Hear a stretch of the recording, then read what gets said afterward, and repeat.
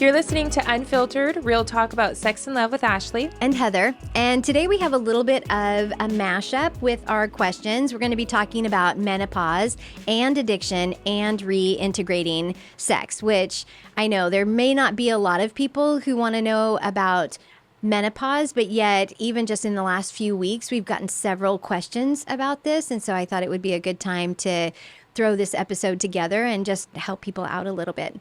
Yeah, and not only just menopause, but we have women that have seasons of like hormone stuff they go through, you know, so whether they've had a hysterectomy or had a baby, like anytime your hormones are like really thrown out of whack, I think some of this might be helpful to those people too. Yeah. Okay. So our first question says, do you have any suggestions on menopause and the effects it has on sexual intimacy? How to work through it, as well as just how important is sexual intimacy in the relationship? I know emotional intimacy is key, but what about the physical? And if I remember correctly, I think that this question came from a man who might be asking for his relationship. So, the first thing is to just recognize that menopause is something that happens to women. You know, when you stop having a period and your hormone levels start to fluctuate. And so it really can have a lot of side effects, let's just call them side effects that are really not helpful. And the other thing too to remember is that women who are going through menopause, they've never gone through this before. So this is all brand new for them. And so, oh, and here's my other plug. Focus on the Family has a couple really great articles on menopause. One of my favorite articles that I was able to share with my husband was it's titled What Husbands Need to Know About Menopause, because sometimes through the transition, they get their feelings hurt, or they think it's about them, or that you just don't want sex, and that's not the issue.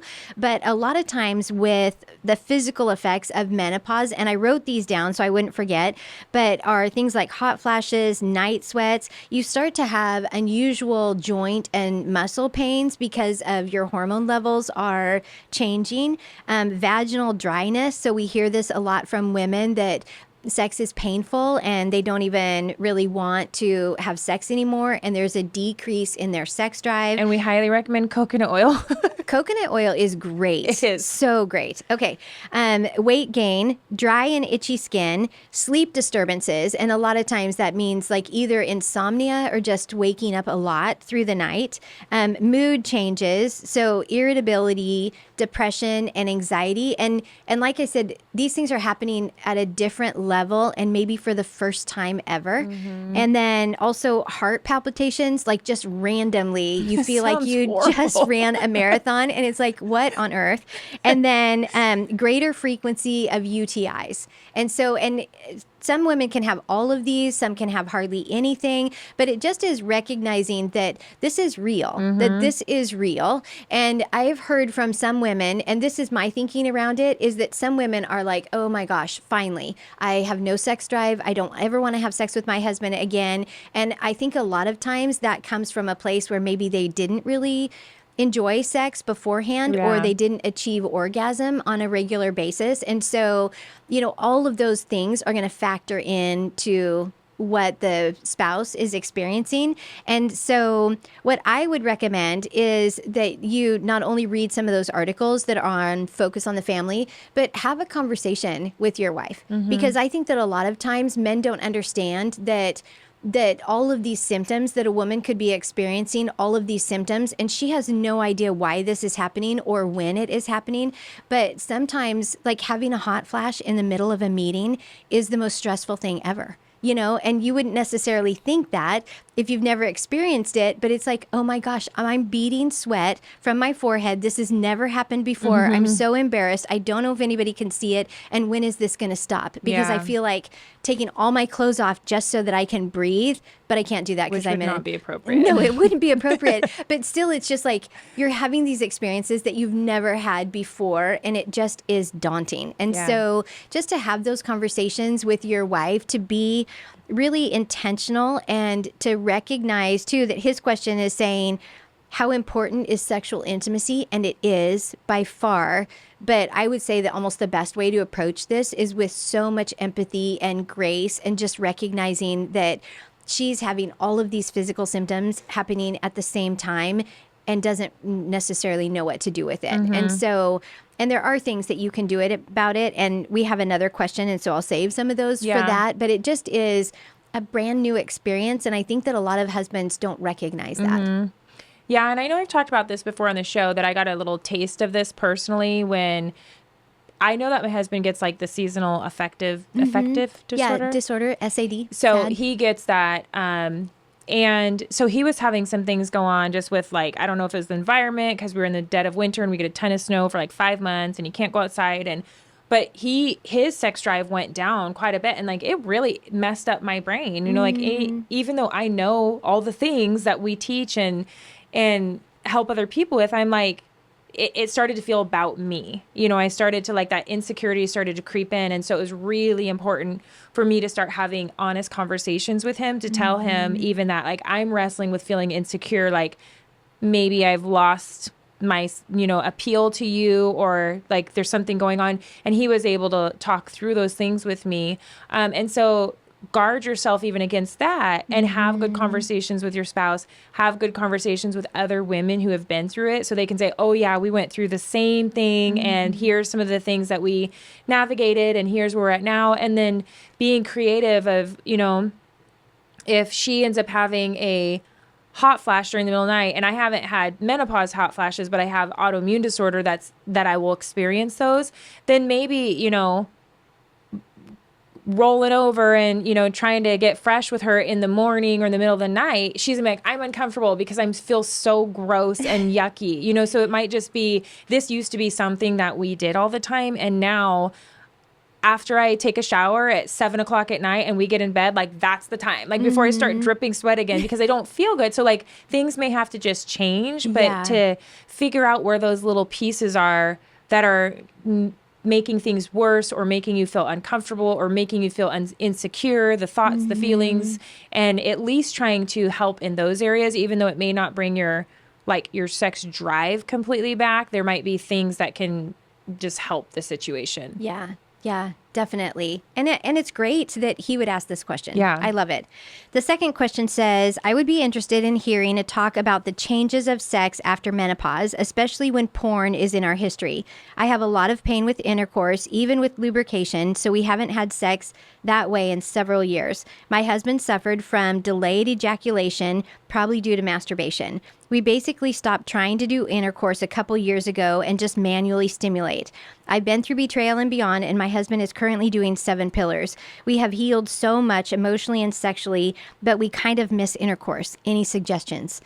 Yeah, absolutely. I would suggest that first thing, you go to the doctor. You know what I mean? Because it makes sense to me that if intercourse is painful, I wouldn't want to do that. And so going to a medical doctor to just see if there's anything that they can do to help with vaginal dryness. I also know that sometimes, depending on your hormone levels, that you can take like hormone supplements that would help with that. So I know that some women have tried that, and that will help with their, not only sexually, but also with their sex drive. So that might make them, be more in the mood.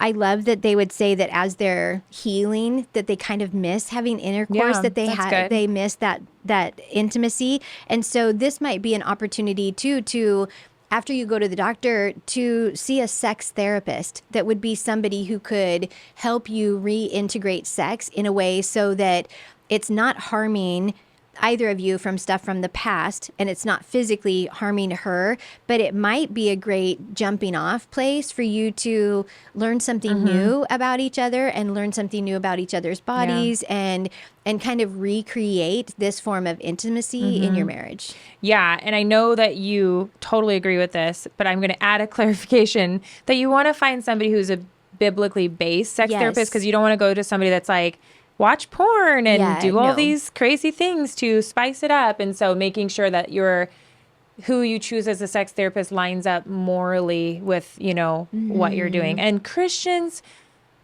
can help you with sex. Like I think there's this thinking that like, sex therapy, and I don't know if it was like Dr. Ruth, or do you remember that sex therapist lady on the radio? I've heard of her. Okay, I remember just listening to it as a kid, so I don't even remember it. I just remember like, this lady talks about sex on the radio, you know? And so in my mind growing up, I always put sex therapists in this category of like this super like, everything's free and sex is just whatever makes you happy, that there are legitimate Christian Bible believing people that want you to enjoy your sex life. And so I also would recommend Joyce and Cliff Penner's book, The Gift of Sex. I thought that book was very good, and it actually gives you some really practical advice on how to re-engage sexually, especially if early, not early ejaculation, but I'm sure that would fall in there too, but like not being able to maintain an erection or, you know, those kinds of things are in that book as well.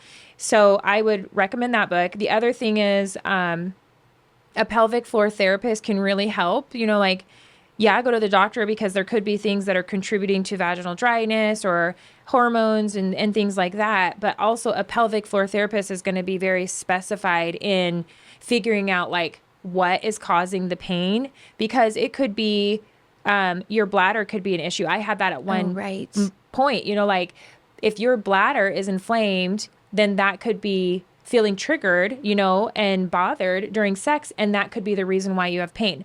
The other reason could be if you store trauma in your body and you tense up, and or there's this history of connecting sex with something that's been painful, then it's kind of like that your body keeps the score type thing, where you may need to recognize where you're holding tension. You need to recognize where you need to work through some therapies to retrain yourself to say, this is okay, this is safe. But there really legitimately could be a medical issue like a bladder problem, endometriosis, something that's medical. Yes. And so pelvic floor therapist, sex therapist, go to your doctor, but pursue finding out what's wrong, because pain during sex is not normal. So there is definitely something that can be addressed there. Okay, the last question is, I'm a recovering porn addict and I'm 2 years sober. I was wondering if you guys have experience in sensate focused and any insight you might have about that and renewing intimacy in my relationship. Now, I'm going to let Heather let you jump in here too, because you might have a little bit more insight, but sensate focus, I don't have a lot of experience at all or knowledge about that. I just know that it's a sensory focus typed therapy. And so again, with any therapist you go see, make sure that you can interview therapists, you can have consultation, make sure that their foundation lines up with yours. So you want somebody that is going to lead you in the right direction.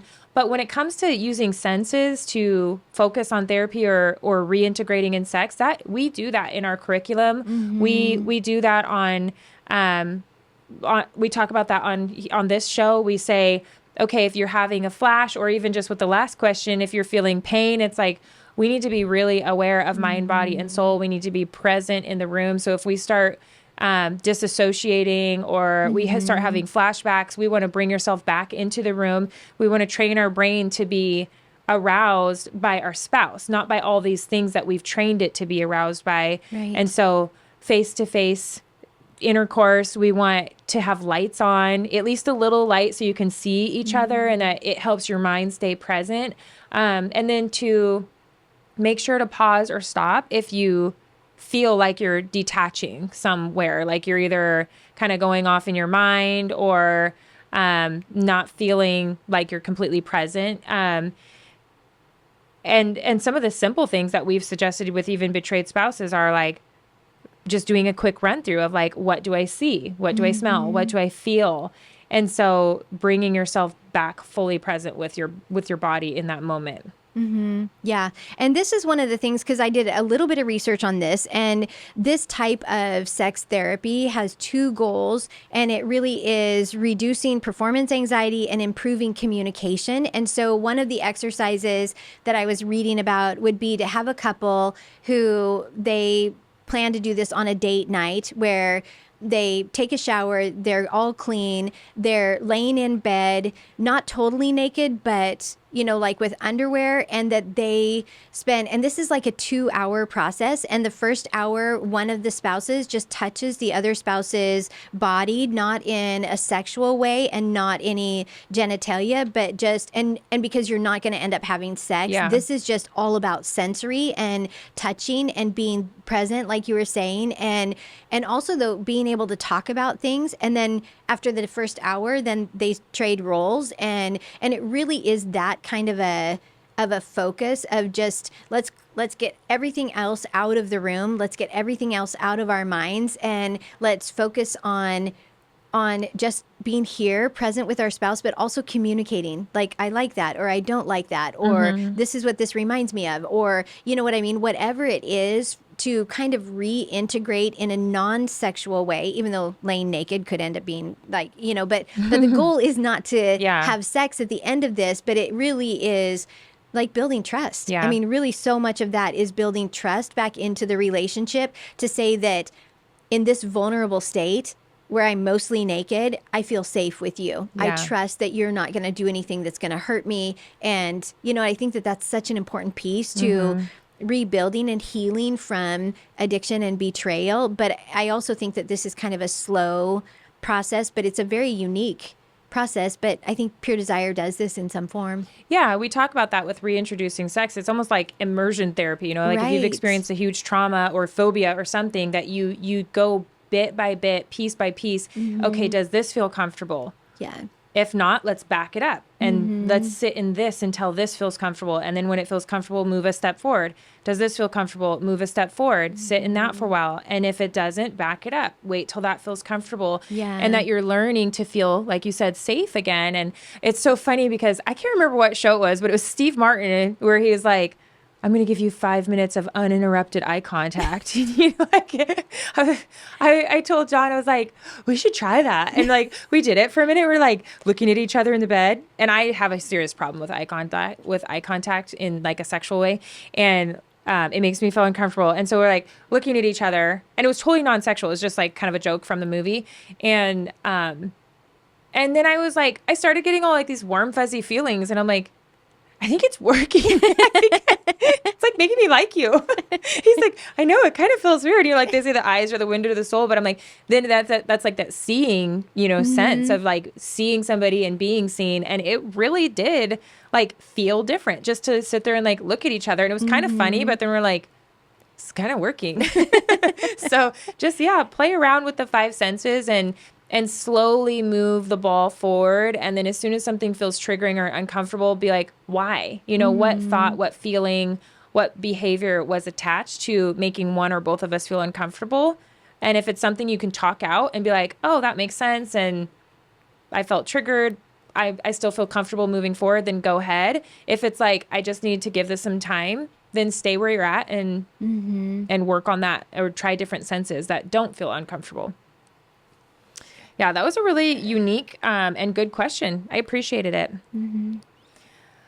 All right. Well, thank you so much again for joining us. And as we say, if you can think about it, we should be talking about it. So please send your questions. These have been great, to unfiltered@puredesire.org. And if you found any of these questions helpful or encouraging, make sure to share them with a friend.